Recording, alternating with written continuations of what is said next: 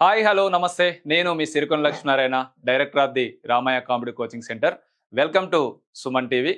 So మీ అందరికి తెలిసిందే తెలంగాణలో మెగా డిఎస్సి 11,062 పోస్టులతో నోటిఫికేషన్ వచ్చింది. సో దీంట్లో లాంగ్వేజ్ పండిట్ 727 పోస్టులతోని నోటిఫికేషన్ వచ్చింది. మరి 727 పోస్టులు డిస్ట్రిక్ట్ వైజ్ పోస్టులు, 33 జిల్లాల వారీగా 727 పోస్టులు. Uttaranchal university Dehradun NAC A+ accredited university.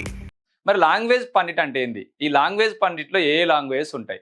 Language Pandit అంటే తెలుగు ఉంటుంది, హిందీ ఉంటుంది, ఉర్దూ ఉంటుంది. ఈ 3 సబ్జెక్టులు కలిపి 727 పోస్టులు 33 జిల్లాల వారీగా.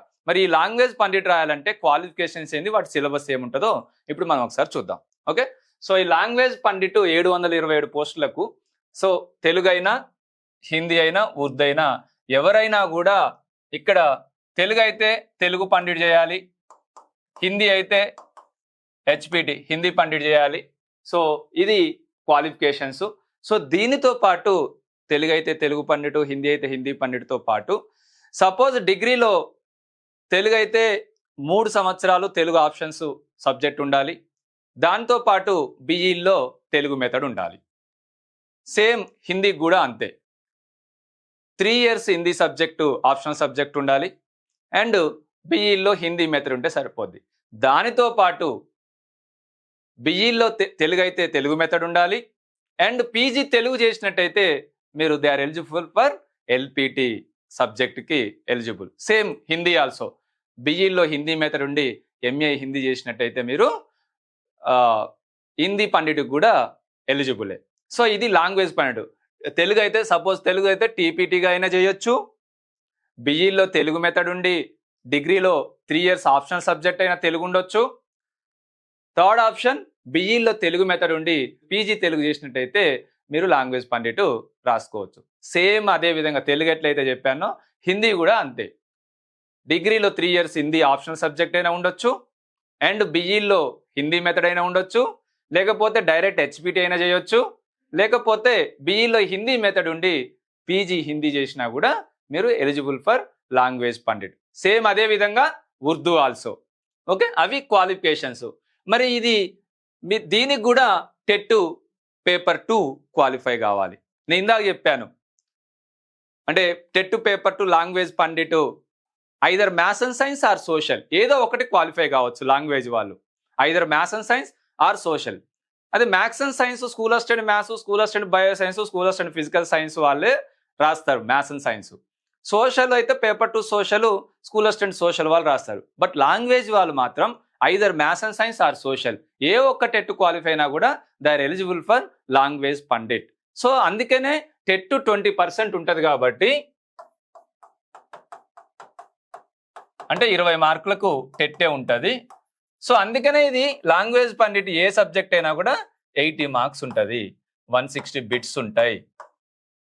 160 బిట్స్ ఉంటాయి. Objective type paper will be అంటే తెలుగు అయితే తెలుగే, మిగతా సబ్జెక్ట్స్ అయితే బోత్ లాంగ్వేజ్. ఇది లాంగ్వేజ్ కాబట్టి ఏ మీడియంలో అంటే తెలుగు అయితే తెలుగు, హిందీ అయితే హిందీ, ఉర్దూ అయితే ఉర్దూ ఓన్లీ. ఆబ్జెక్టివ్ టైప్ ఉంటుంది, no negative mark. Okay, so ఇది 80 మార్కులకు ఏముంటుందంటే సేమ్ ఇందాక నేను ఎప్పుడైతే హెచ్జిటికి కానీ స్కూల్ అసిస్టెంట్కి కానీ జీకే అండ్ కరెంట్ అఫైర్స్ అని చెప్పానో సేమ్ 10 మార్కులు జీకే అండ్ కరెంట్ అఫైర్స్ 10 మార్కులు ఉంటుంది. సేమ్ 20 బిట్స్ ఉంటాయి. So perspective education and psychology and philosophy and sociology so మొత్తం కలిపి 10 మార్కులు, సో 20 బిట్స్.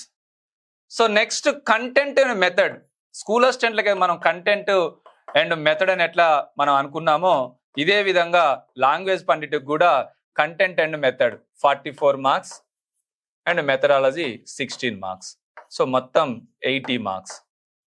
సో దీంట్లో 88 బిట్స్ ఉంటాయి, ఇక్కడ 32 బిట్స్ ఉంటాయి. సో మొత్తం కూడా 160 bits. Each question half mark, no negative mark. So Telugu అయితే తెలుగులో వస్తుంది, హిందీ అయితే హిందీలో వస్తుంది, ఉర్దూ అయితే ఉర్దూ వస్తుంది. సో ఈ GK and current affairs, perspective education, psychology, philosophy, sociology 20 మార్కులు కామన్.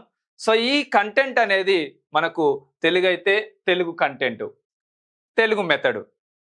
ఎల్పిటి అంటే లాంగ్వేజ్ పండిట్లో తెలుగు, హిందీ, ఉర్దూ ఉంటాయి కదా. తెలుగు అయితే తెలుగు కంటెంట్, తెలుగు మెథడ్. హిందీ అయితే హిందీ కంటెంట్, హిందీ మెథడ్. ఉర్దూ అయితే Urdu content, Urdu method. So ఇది దాదాపు మనకు Telangana academy books intermediate standard వరకు ఉన్న లాంగ్వేజ్ బుక్స్గా మనకు కంటెంట్ చదువుకున్నట్టయితే ఈజీగా మనము సక్సెస్ సాధించవచ్చు.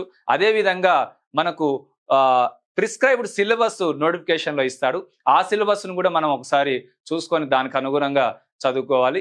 తెలుగు అయితే తెలుగు కంటెంట్, తెలుగు మెథడ్. హిందీ అయితే Hindi content, Hindi method. And Urdu అయితే Urdu content, Urdu method. Same 80 marks ఇది. సో ఇందాక మనం సేమ్ టెట్ వెయిటేజ్ ఎలా తీసామో, సపోజ్ ఒక విద్యార్థికి 120 మార్క్స్ వచ్చినాయి టెట్లో 150 మార్కులకు, వెయిటేజ్ 20% కాబట్టి 0 క్యాన్సిల్, 15 1 జా 15 8 జా 8 2 జా 16. ఇది టెట్ మార్క్స్ ఒక స్టూడెంట్కి. మరి లాంగ్వేజ్ పాయింట్లో తెలుగులో కానీ, హిందీలో కానీ, ఉర్దూలో కానీ 80 మార్కులకు ఒక 60 మార్కులు వచ్చినాయి. 60 + 16 76/100. సో దీని ప్రకారం మీ డిస్ట్రిక్ట్ వైజ్గా రిజర్వేషన్ ఆధారంగా మీకు జాబ్ కానీ, ర్యాంకు కానీ కేటాయిస్తారు. ఇది లాంగ్వేజ్ పాయింట్ యొక్క సిలబస్, క్వాలిఫికేషన్స్. Thank you.